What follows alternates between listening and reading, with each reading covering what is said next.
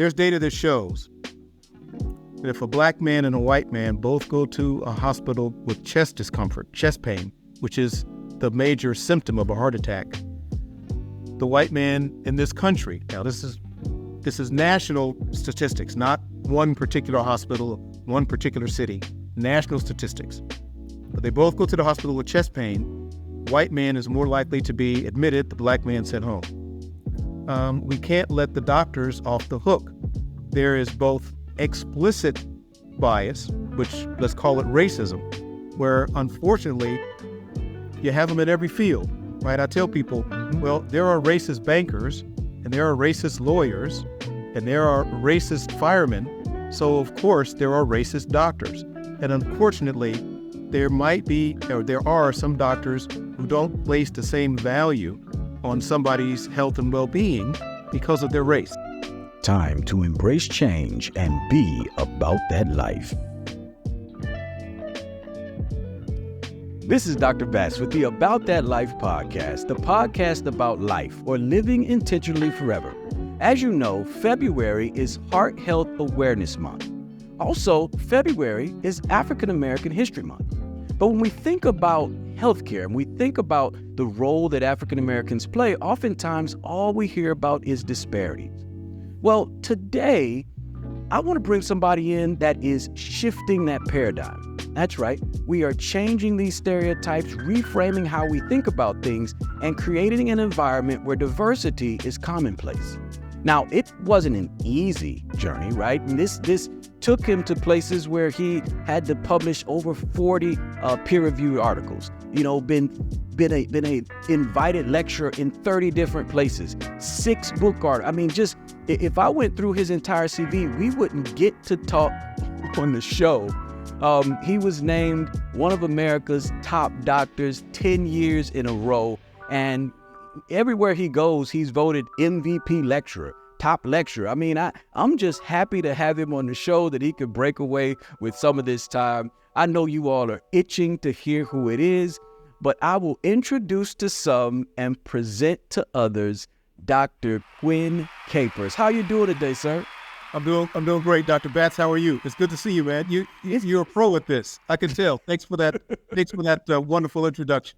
Well, see, you made it easy. I mean, now that said, I was trying to read through it all. I said, I feel like I'm taking the MCAT or the SAT trying to read through all the things, but it is amazing. And what's even more important, you're going to have to give me the keys to, I don't know how you still do all that, go to football games, do push-ups on the field, hang out with your family. I mean, I know this ain't a discussion about, balance, work-life balance, but you have seemed to have the Rosetta Stone, the crystal ball. I don't even know what attributes to give, but you have found out how to do it and do it well. So again, kudos. Thank you for being that example. I can tell you, I look at you and I say, I just got to do better. I got to do better. There you go. I got, WWQ. What would Dr. Capers do but no, I really appreciate and then how you message it, right? I think one of the things that happens is people do good, but no one knows about it. It's just like my patients. They'll come in and they'll tell me all the things that their primary care did wrong. But the fact that they got their colonoscopy on time, they got all their vaccines, they got this, they got that. And I say, well, what about the stuff they did right? So I applaud you for showcasing, how to balance a very, very busy professional life and then going on and taking time to develop programs, curriculum, and creating an environment where, new doctors can be cultivated. So, well, let's hop right into it. So how are you today? How are you doing? I'm doing great. Doing great, Dr. Bass. Is it okay if I call you Travis? We know each other. You can call me Travis. I wanted you to say, I'm not calling you Quinn. I'm going to call you Dr. Quinn. I'll call you Travis. All right, you all heard it. Now, this isn't me. This is me. He's letting me do. I don't even know if I'm going to be able to continue the show. No. Yeah, it's going to feel weird, Quinn. And I might slip up and say Dr. Capers, but if I do, just know that it is from a place of mutual respect. You can call me Travis. You can call. I'm just so. What's your story, sir? What's your story? So thank you so much, first of all, for such kind words. You're really very kind, and thank you for inviting me. And I'm looking forward to to having some fun and talking with you, Travis. I really am. So I'm from Ohio. So I was born in Cleveland, and what I like to say is that two things happened in my early life that I like to think kind of imprinted themselves on my DNA to make me kind of a rebel and somebody that really is very sensitive to racial slights, and see myself as somebody who's trying to fight against racial slights. First thing that happened was I was born in one of those hospitals, Travis, the black hospitals. As you know, and I'll let your audience know now, in the late 60s, early 70s, and then going back for hundreds of years, black doctors were not allowed hospital privileges at the main hospitals. There was segregation. So black doctors, and we had some, they were allowed to practice outpatient medicine. They could see the patient in the office, or they could do house calls. But if the patient got sick enough to require hospitalization, they had to hand that patient over to a white doctor at the hospital, and that black patient would be admitted to the segregated black wards where maybe it was 4 patients in a room, poor ventilation, poor lighting. But around the country, black doctors who, we're rebels, got tired of that. And in many big cities, black doctors got together and started their own hospital. In Cleveland, Ohio, that hospital was Forest City Hospital. It was only in existence for less than 20 years, but I'm proud to say I was born at that hospital. So I was born at the hospital where the black doctor said, enough of this, enough asking them, can we have privileges at their hospital? We're going to start our own. So I was born at that hospital. And then when I was a toddler, you might, those who are students of history, remember reading about what was the long, hot summer in the 60s, where there were all these race riots, Detroit, Watts, New York, all over. Well, one of the smaller race riots, but people in Ohio know about it, was in a black neighborhood in Cleveland called L.I.F.E. The L.I.F.E. neighborhood in 1967 or 68 had a race riot, and millions of dollars of damage were done. Many buildings were burned down. The blacks were protesting against police brutality and what they felt like was mistreatment by the government. Finally, the National Guard had to be called out. Well, I was a toddler, and my mother, my father was overseas at the time. My mother had me and my sister, we were both toddlers, right around the corner. She could hear rifles and gunshots going off. So I like to think that being born in that hospital that itself was existing because of a spirit of defiance. And then as a child, breathing in the airs of revolution, I think those two kind of imprinted on me at an early age, what I still carry with me today. And that is, I'm very sensitive to racial slights, and I feel like a responsibility I have to make sure that people are treated fairly. Shortly after my second birthday, the family moved to Dayton, Ohio, and that's where I grew up. So when people ask me my hometown, I usually tell them 2 hometowns: Cleveland, where I was born, and then I grew up in Dayton, Ohio.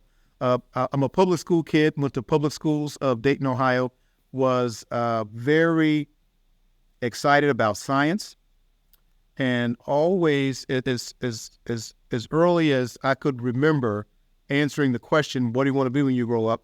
It was always being a doctor. So I loved science. I loved the idea of helping people, and always wanted to be a doctor. In fact, a nice story I have about that, when I was 3, I told my mother I wanted to be a doctor. She said, I'll make a deal with you. Doctors have to do really well in school. If you take care of doing well in school and getting the grades, I'll take care of everything else. I'll take care of the tuition, the books, the food, the shelter, the love, everything you need. So I've got my part, and you got your part. You do your part, and I'll carry my part of the bargain. And, we didn't shake hands, but spiritually we shook hands on that deal. And of course, the rest is history. So I grew up knowing I wanted to be a doctor, but also liking sports. I loved basketball and football, played that in high school. And I was very avid reader of Black history. So when it came time to choose a college, I wanted to go to a college where some of the Black history heroes I was reading about had either walked the campus or worked at the campus or were alumni. And this Howard University just kept coming up, reading about it in Jet Magazine, Ebony Magazine. You didn't go back to Jet. See, a lot of people don't know about Jet. They don't know about Jet. You want to tell them about Jet, Travis? If it was in Jet, that was the law. It don't matter. I read it in Jet. Oh, you did? Okay. Now, we wouldn't go to the news. Jet was our news. I remember, and don't wrinkle the cover on Jet. You wrinkle the cover, you might be sleeping outside. So they don't know about Jet. Jet told us our music, our science. I mean, it was a staple in the African-American household. And I remember just every month, waiting on that Jet to get there. My sister would get it before I would. But after that, it was Katie bar the door. I knew we connected, but the Jet comment, that said it all. Don't go, man, Jet. So in the audience, if you don't know about Jet Magazine, Google Jet Magazine. And so when it came time to go to college, I was very happy and pleased to get accepted to Howard University. So I left Dayton, Ohio, Washington, D.C., and I knew I wanted to go to an HBCU. We didn't call them that then, but I knew I wanted to go to a Black college. But since I wanted to be a doctor, I also thought it would be a good idea to go to a college where the university encompassed a medical school and a hospital. And another story that I like to tell is I was such a gung-ho pre-med student that even though there were several cafeterias for the undergraduates to eat, I would walk down the hill and take my meals in the hospital cafeteria. Now, why did I do that, Travis? Because I was daydreaming and sitting there looking at all these excellent Black doctors in their crisp white coats, walking back and forth with a stethoscope around their neck, talking about this great case they just did or this complicated surgery. And I'm a pre-med student just taking that all in like this. So I would, at my senior year, I would drag my girlfriend down there with me. And she used to say, "Why are we eating in the hospital cafeteria? Do you think the baked chicken is better here than it is, up the hill?" But the funny story is, and the good part of that story is, she is now my wife of 35 years. Wonderful. And we are back at Howard University, where now I'm going to the cafeteria in my long white coat, and I hope there's some pre-med student that's looking at me too.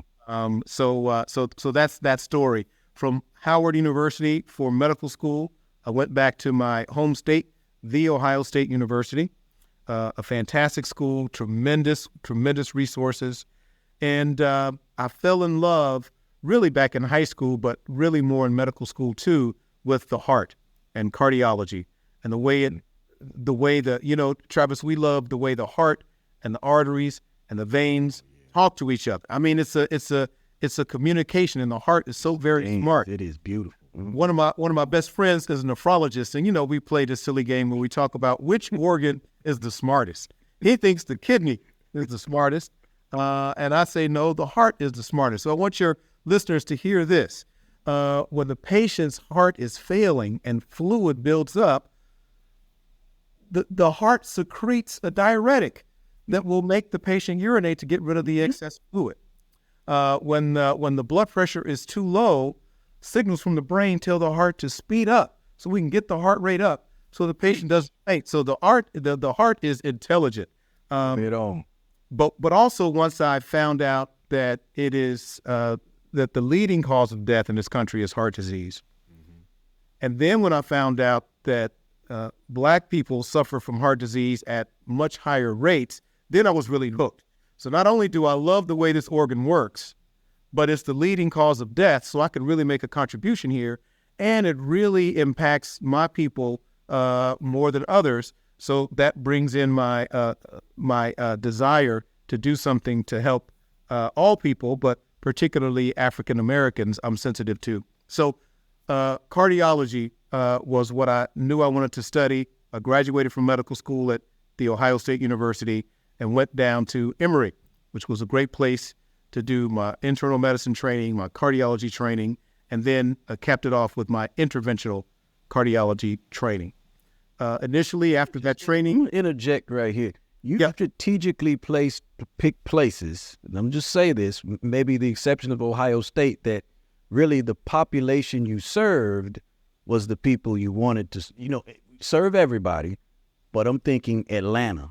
You see what I'm thinking DC. And I think for folks to really look, it is about immersing yourself in a place where your purpose is surrounding you. You can look out and see those folks. So I just keep going. I mean, I know your book is coming out soon, but I'll get the this will be the audio version of it right here. Keep going. Well, Travis, thank you so much, man. And you really said something profound there, because what your listeners should know, if you try your best to choose places to work, or especially a field to work in that you're passionate about, it really is true that it often doesn't feel like work. When you're doing something that excites you so much, it doesn't feel like work. And so I've tried to follow that. And so initially, after I finished all my training, my first job actually was in a private practice. And for your listeners, doctors either work usually in what we call private practice, and that's where they're entrepreneurs and they own their practice, and 100% of their focus is on taking care of patients. Another model they can do is what we call academic medicine. That's where they work at the medical school and they teach and do research in addition to taking care of patients. So I initially went into private practice of interventional cardiology. I joined a group in Nashville, Tennessee. And from Nashville, Tennessee, after a few years, I moved. Our family was growing, and I still had roots in Ohio. So my wife and my 3 kids, we moved to Columbus, Ohio, initially in private practice. But I really missed, Travis, teaching. I really missed the academic environment. When we're training in medicine, as you so well know, you're always teaching somebody who's up under you. When you're a 4th-year medical student, you're helping out and teaching the 3rd-year medical student. When you're an intern, you're looking after the medical students. When you're a resident, you're teaching the interns, and so on and so forth. I missed that. I really missed teaching. So I called up my medical school alma mater and said, hey, do you guys need somebody in cardiology? And the rest was history. I got a faculty appointment there, practiced interventional cardiology, was very proud to have won some teaching awards. And I really felt like, okay, maybe I missed my calling with those years in private practice, although I enjoyed focusing on nothing but taking care of patients. But when I added to taking care of patients, teaching and being a role model and being a mentor and being a proctor, that really felt like, okay, this is the jackpot. This is what I should have been doing all along. No, and it's reflected. I mean, and he, Dr. Capers is far too modest. I looked and he said, I won a few awards. He won every award. I think they said, you done took all the awards. We can't give you anything else. And it's not like he won it once, 2009, 2010, 2000. But again, it speaks to doing what you love doing. It doesn't feel like work. I think I read in your bio, in some degree, and I know this number is larger than this, 2,000, whether it be medical students, learners to some degree have come through a pathway in that program. And that number, I think, doesn't even scrape the bottom, because I know with your teaching, and the thing is, you don't only teach those beneath you. I mean, there's a book that I like to have some folks read called Managing Up. And I think your behaviors, what you pattern and those things really allow leadership, the policymakers, to say, hey, maybe we should invest in this diversity piece. Maybe we should consider diversifying the folks that we have. And I know you've been, and I'm not joking, sometimes people say, if you look this up in the dictionary, it'll say, I Googled just to see implicit bias, diversity. Guess who was the first? You were the first text to come up, which tells me that this is something that, again, when people say, your purpose, when other people recognize it, it feels comfortable when you do it. So again, thank you for that and really helping to develop kind of where we are now. And so now from Ohio State, you didn't just say, let me give back and create a culture here. What was your next step after that? So after Ohio State, my family and I went south. So a couple of things happened. One was my youngest child graduated from college. And then at Ohio State, I'd been there for 13 years, had a great time, ran admissions at the medical school for a decade, practicing interventional cardiology, writing papers, doing scholarly activities. But there was a turnover in several layers of leadership. So the chief of cardiology that I reported to left, the chair of medicine left, the dean of the medical school left, and the president of the university left. So when all that happened, and then my youngest graduated from college, my wife and I looked at each other and said, well, if there's ever time to look around, it's now. Mm-hmm. And I really liked what I saw at the University of Texas Southwestern in Dallas. Top-notch research. In fact, when I worked there, the basic science research there is legendary. One hall that I walked down to get to my office, there are 5 big portraits on the wall. And Travis, those 5 portraits are Nobel Prize winners. So for their basic science.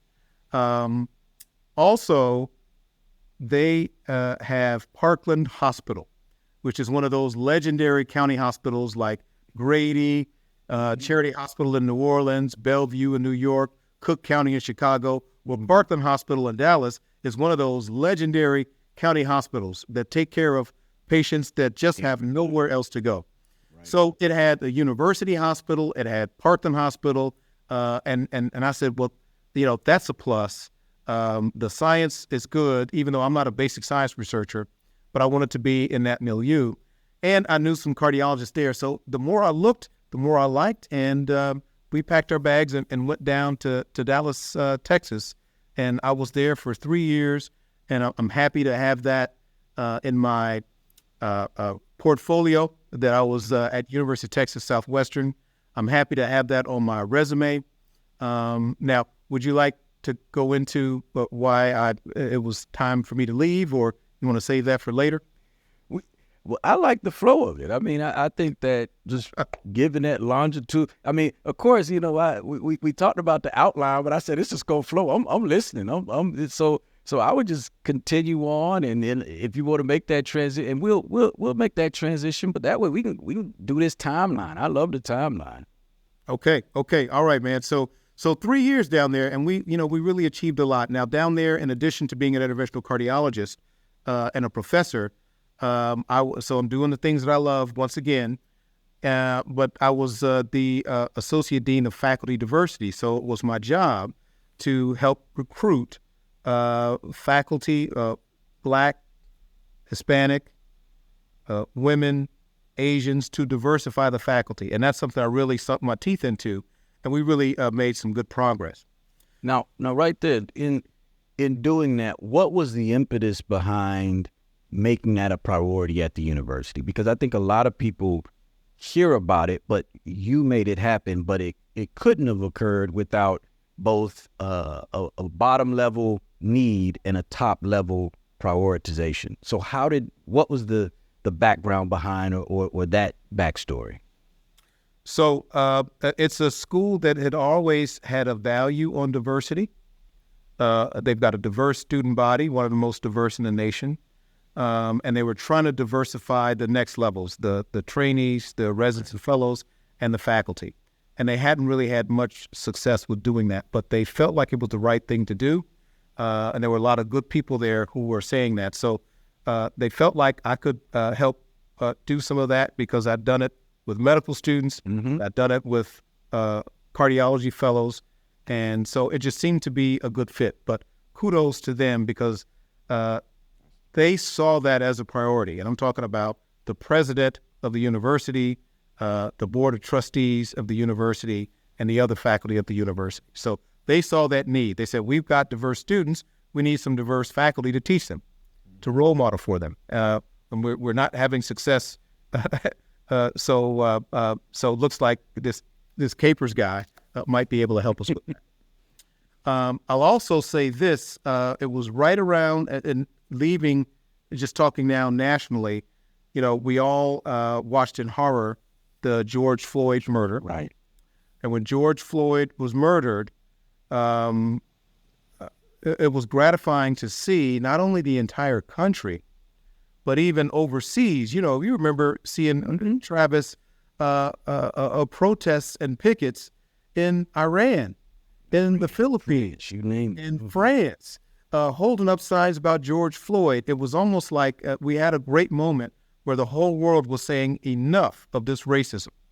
It's gone on for too long.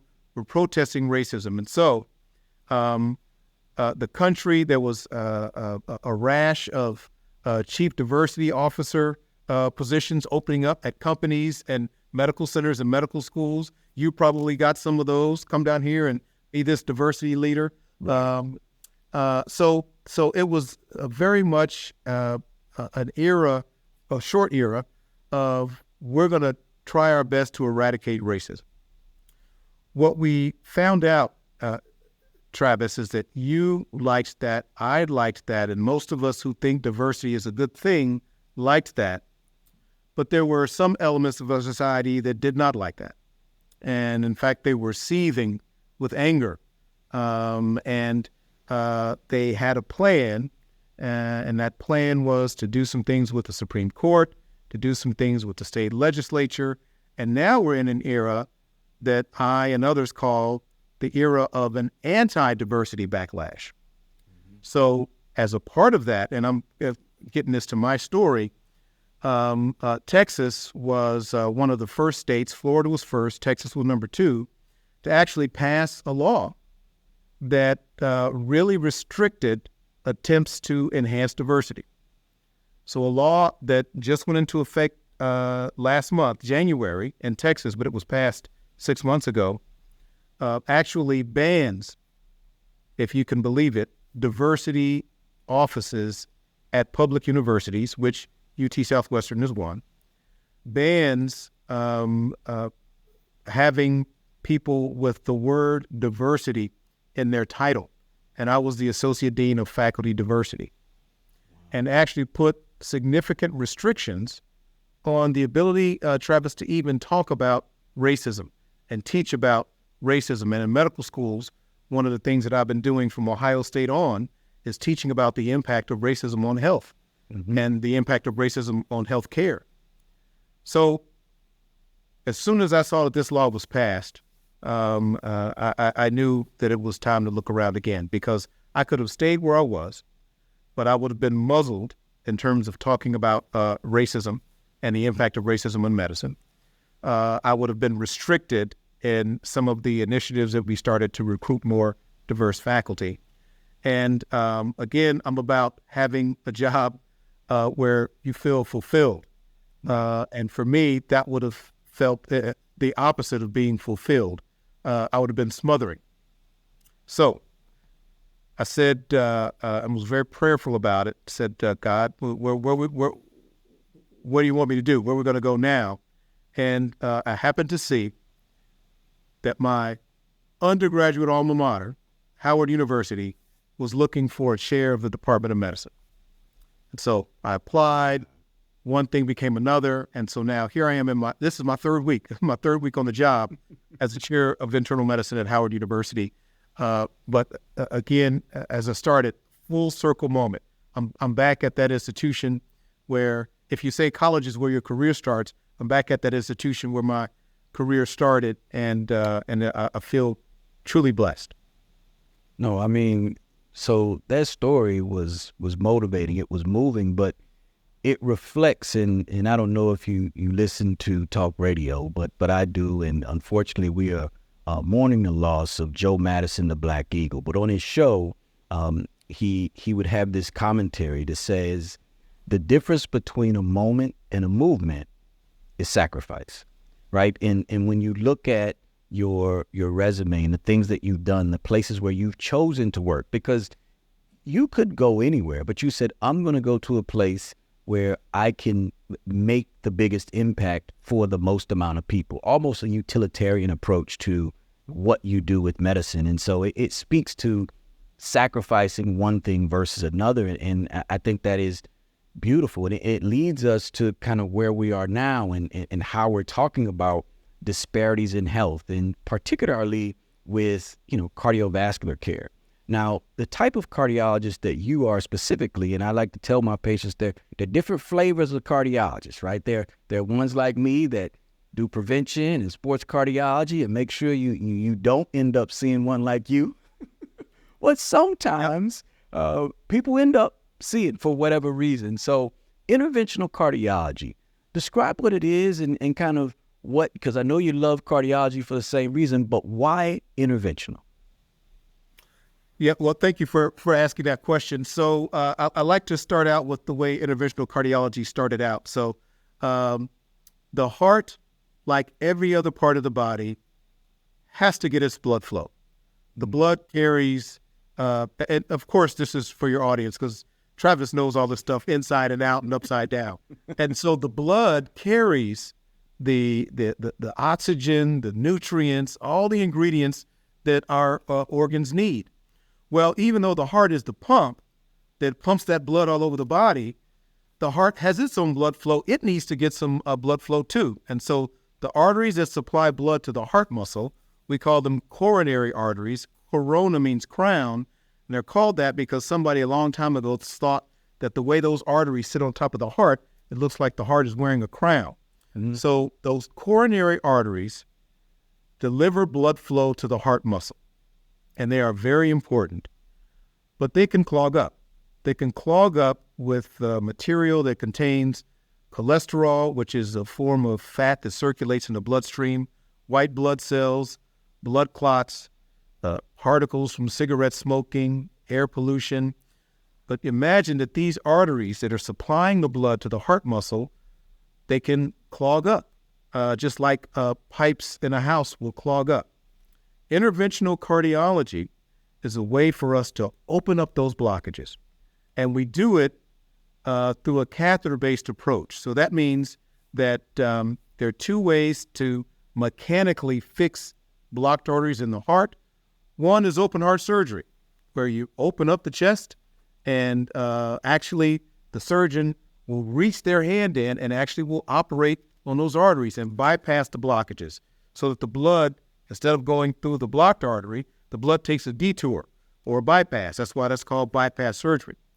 In 1977, a man named Andreas Grunzig invented a way to open up those blocked arteries without open heart surgery. We take a long tube that we call a catheter, and we insert it in an artery, started out in the groin and thigh. These days, we do most of them through the wrist, but we navigate that long tube up to the heart. We inject X-ray dye in those coronary arteries because then running X-ray film, we can actually see where the artery is blocked. And then we navigate a wire and a balloon across that blockage, and it's a beautiful thing.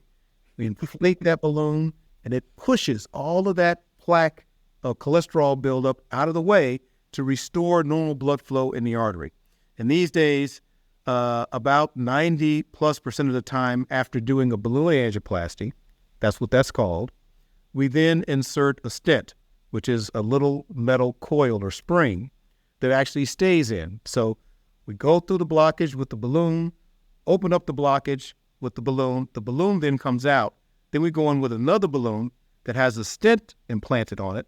And this time when we inflate the balloon, it pushes that stent in place, and that's the scaffolding that keeps the blockage out of the way. That is interventional cardiology as the specialty was born. But as it turns out, like in almost every other field of cardiology, our clinical researchers and our cardiologists continue to advance the specialty such that now interventional cardiology not only treats the arteries in the heart, but they can repair the heart valves. So the valves are these one-way doors that open and close with every heartbeat. Well, sometimes they get scarred and don't shut properly. Sometimes they leak. And again, it used to be that the only way to treat that problem was with open heart surgery. Now, we can put that tube in your groin, navigate it to your heart, and repair or even replace those heart valves. So interventional cardiology has expanded from treating blocked arteries in the heart, which that's still most of interventional cardiology, but now to treating heart valves, to patching up holes in the heart Some people are born with a hole in their heart. That can now be fixed with catheter-based approaches, and even moving outside of the heart. So all the arteries in the body can suffer from this disease called atherosclerosis, where they get clogged up. And cardiologists, along with vascular surgeons, along with interventional radiologists, use that balloon and stent technique to open up arteries in the arm, in the neck, in the kidney, in the leg. So this is interventional cardiology, and what I like most about it, and probably what most interventional cardiologists would say is one of the most gratifying moments, is when we treat a heart attack patient. A heart attack happens when that blockage in the coronary artery goes from being partially blocked to suddenly completely blocked. When that happens, that's a life-threatening emergency, because now there's no blood getting to the heart muscle. So heart muscle begins to die, which means the patient may die. So there are only a few in medicine true emergencies where no matter what you're doing as the doctor, it's like drop what you're doing and get to the hospital right now. And one of those is this large kind of heart attack. When we're treating that heart attack patient, when we do our procedure and we open up that artery, the instant we open up the artery, the patient's pain goes away, the abnormalities on the EKG correct themselves, their vital signs stabilize, and it's just a beautiful, beautiful feeling, and very gratifying in that moment. So we love practicing interventional cardiology, especially for people that like to get in and fix something with their hands and be gratified immediately. It's a wonderful specialty. I've never regretted going into this field. No, I think it's a wonderful field, and all the interventionalists I know, whether new, still in training, or 30, 40 years in, they still talk about it the same way. Like it's a relationship. I told one of my mentees today, cardiology is a jealous mistress, and she will pull you back. She'll throw an article out there, a new research trial, and our interventionists, they'll get a new tool. I'm going to try this, Synergy XYZ. I said, what? It's the same. No, it has this type of this type of profile. And I just love to hear them talk about it. I mean, it's almost like they've got a new Corvette or a new car, and to see them so passionate about what they do. I mean, and if any time I have students rotating with me and they're kind of ambivalent about how cool cardiology, even though I know what I do is cool as a preventive sports cardiologist, I will admit I walk them through the cath lab every now and then. I walk them through a right heart bio. I still walk them through there. I tell them, but that's one. But you can do. But just look at all and then you have the best tools, the lights and everything. So I am enamored by what that specialty has done just in the short time that I've been a cardiologist. But you said something that for me seems like, hey, this should work, right? Heart artery blocked. You go in, open it up, right? But Are there disparities in how, and we don't have to stay with heart attacks, but are there disparities in how heart care is delivered based on race or other things like that? Or have you seen that? There absolutely are disparities, and it's one of the embarrassments of our healthcare system. And unfortunately, those disparities do run along racial lines. And I can best crystallize it this way. There's data, and the data hasn't changed, unfortunately, in 40 years, and for even longer than that, but we've been writing about it for 40 years. There's data that shows that if a black man and a white man both go to a hospital with chest discomfort, chest pain, which is the major symptom of a heart attack, the white man in this country, now this is national statistics, not one particular hospital, one particular city, national statistics. But they both go to the hospital with chest pain. White man is more likely to be admitted, the black man sent home. When they are both admitted to the hospital, the white man is more likely to get the heart cath to diagnose a blocked artery than the black man. When they both get the heart cath and find a blocked artery, the white man is more likely to have the stent procedure or surgery than the black man. When they're discharged from the hospital after their heart attack, the white man is more likely to be sent your way, referred for cardiac rehab, than the black man. And when they're discharged, that white man is more likely to be discharged on all of what we call the evidence-based medications to help the heart heal and keep the artery open than the black man. Now, there are lots of reasons for this, and I've been lecturing to medical students about racial healthcare disparities in cardiology for over a decade, and I always get to a part of the lecture where I put up a blank slide and I say, now let's make a list of culprits. Let's make a list of the reasons why these disparities exist. And we can always come up with about 11 or 12 reasons.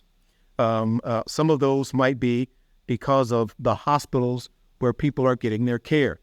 And so if you think about it, if hospitals in very well-resourced neighborhoods have all the toys and whistles and have all the best trained nurses and doctors, then the hospitals in the under-resourced and lower socioeconomic status neighborhoods, they might not have all of the things that are available. That's one. And if people of a certain race, if blacks and Hispanics are heavily represented at those under-resourced hospitals, and whites are heavily represented at the well-resourced hospitals, then of course you get to the end of the year and you see who had bypass surgery, who had stents. You're going to see that disparity. But that's not the only thing. It also can be because of differences in what we call the social determinants of health, the things about where we live, what we eat, the air we breathe, where we worship, where we go to school, because of housing segregation that was legal for a long time in this country. We have neighborhoods and communities where people of color are breathing polluted air. They're crowded communities. They live on top of one another. They're over-policed. They're more violent. And all of this affects the health and proximity to a well-resourced hospital. But that's not all. We can't let the doctors off the hook. There is both explicit bias, which let's call it racism, where unfortunately you have them in every field, right? I tell people, well, there are racist bankers and there are racist lawyers and there are racist firemen. So of course there are racist doctors. And unfortunately, there might be, or there are some doctors who don't place the same value on somebody's health and well-being because of their race. And that is a terrible thing. But there are also unconscious biases. Based on all the images around us, we can associate a certain group with positive characteristics or negative characteristics. And if we associate them with negative characteristics, even though it's all unconscious, and by that I mean it's outside of our awareness, we're not aware that we're associating this group with less worthy, more violent, less intelligent, but it comes out in how we treat people. And I so we're maybe less likely to offer them a complex treatment because we think they may not understand it or they may not comply with it. So these are some things that, we come up with a list of 12 things, but yes, there are healthcare disparities and there are many culprits. No, and that answer has so many layers. I think it's a wonderful way to describe that process, the way that I will kind of talk to my patients about it. Because I've had patients come to me and say, well, I can talk to you and you can relate to me. And it's this shared kinship that we have for something that we might find in common, something that we have in common. But when I talk to them, I say, well, understand, what you're telling me might just be maybe your doctor doesn't have, and you'll talk about some strategies to reduce or eliminate implicit bias. I say, but you have to find a way to connect. And when I talk to them, I say, sometimes people are racist. That's the systemic kind of construct. But at the same time, it starts with a prejudice, and then prejudice evolves into bigotry, and then bigotry in that construct facilitates racism. But why is implicit bias so difficult to identify and change? Because I know that at least part of the work that I had the pleasure of being a part of opened my eyes, right? And I'm not ashamed to say in that, group, I had to think, man, I have some thoughts in the first 8 to 12 seconds that I see a patient that frame how I think about them. And I have to literally hit the pause button and say, okay, just because they look X or they sound Y, let me take a step back and reframe this process. So why is implicit bias so difficult to, number one, identify even in yourself? And number two, how do you reduce or eliminate it? Great questions. So hard to identify because they are outside of our awareness, and very often they can run counter to how we feel consciously. So consciously, you might have the most egalitarian philosophy. Everybody is created equally. Everybody is deserving of love and justice and to be treated fairly. That truly may be how your conscious brain sees the world. But your unconscious brain, the part that you can't access by thinking about it, that's just working on reflexes, like the deep tendon reflex, is actually trying to do us a favor. And it's trying to do us a favor by taking all these stimuli that we see all day and coupling things and clustering them so that the world makes sense to us.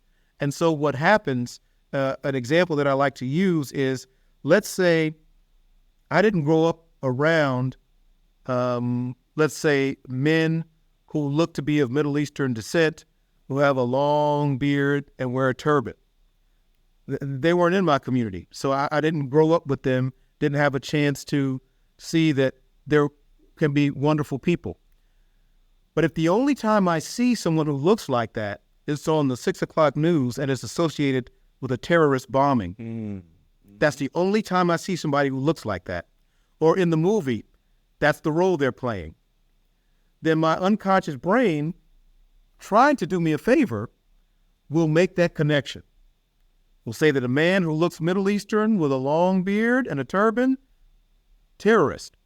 And so what that means, even though consciously I feel like everybody should be treated equally, it is possible that if the man that I just described comes to see me as a patient, that because of my unconscious association, I may not be as warm to him.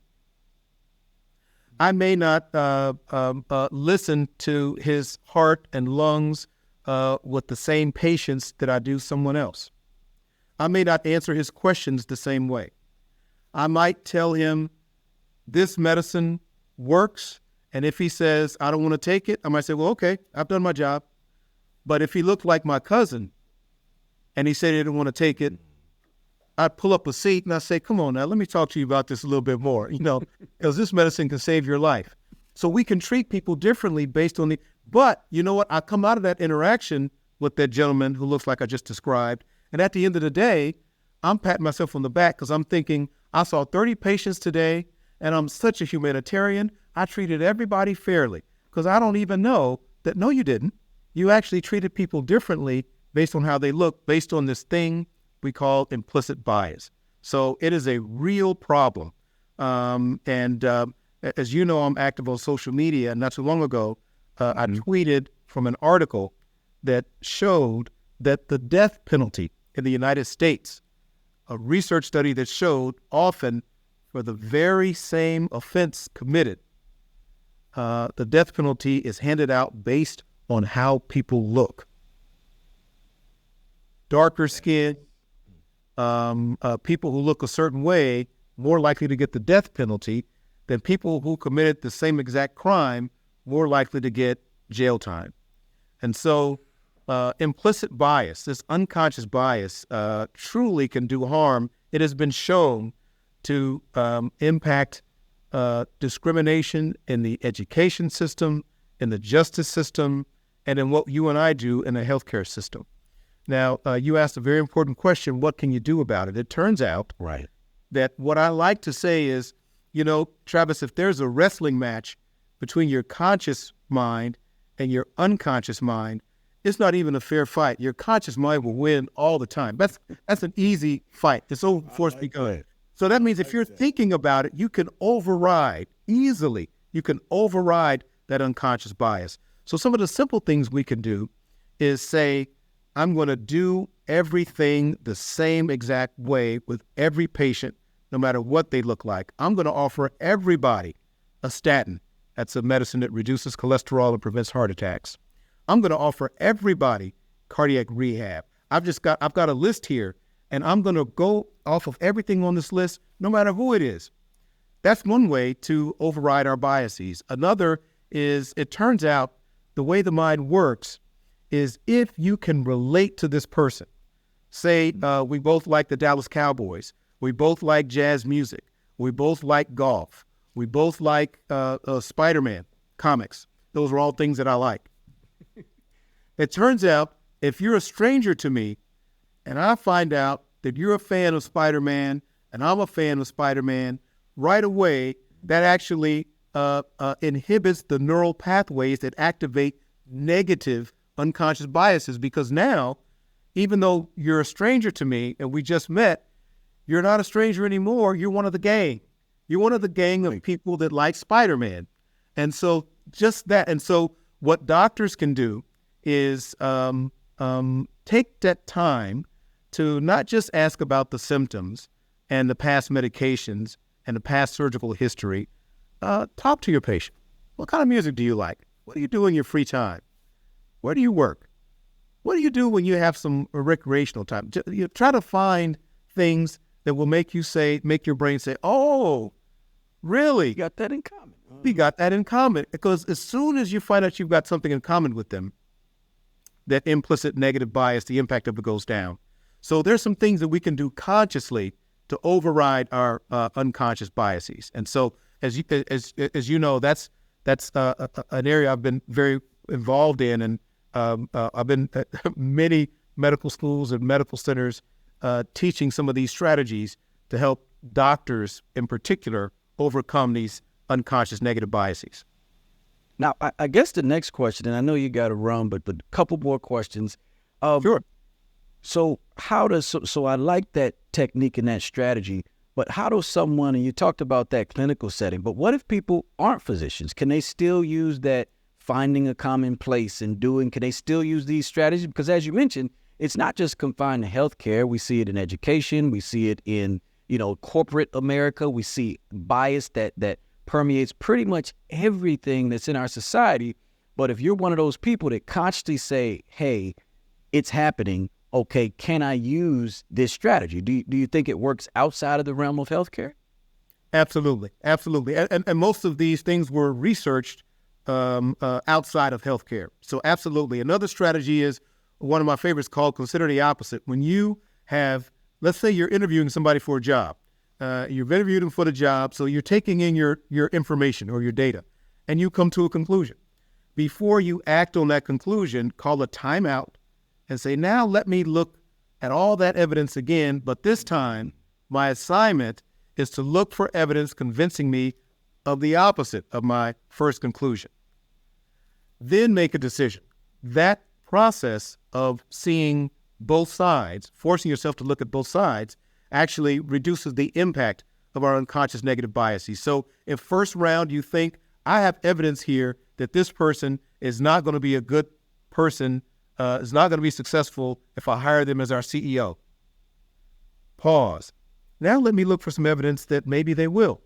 And after you do that, then you make a decision.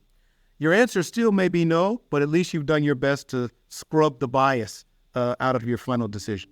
And that works, yes, outside of medicine.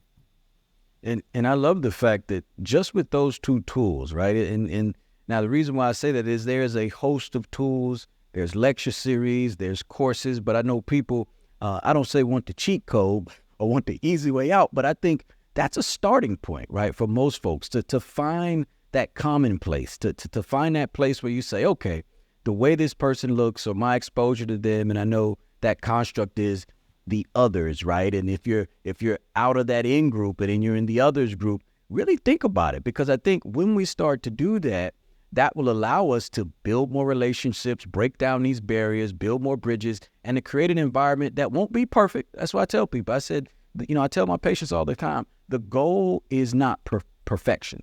The goal is progress, right? So for me, it is when I see that gentleman walk in my office with a belt that's reflecting a different type flag and with the shirt that says something else, and he's coming in to see me, and he looks just as surprised to see me as I am to see him. Yes. More so, probably more surprised. Right. Well, yeah, right. Yeah, I think you're right. because the story, and I'll just tell this story, and then we got. So I was the attending on the wards in cardiology, and at our larger hospital, I'm not there a whole lot, and so there was a patient who was waiting on me to see her. She was an older Caucasian woman, and so I got there around 7 after rounding, and I go in the room and I'm about to talk to her. And she says, "Well, hey, can you move this tray?"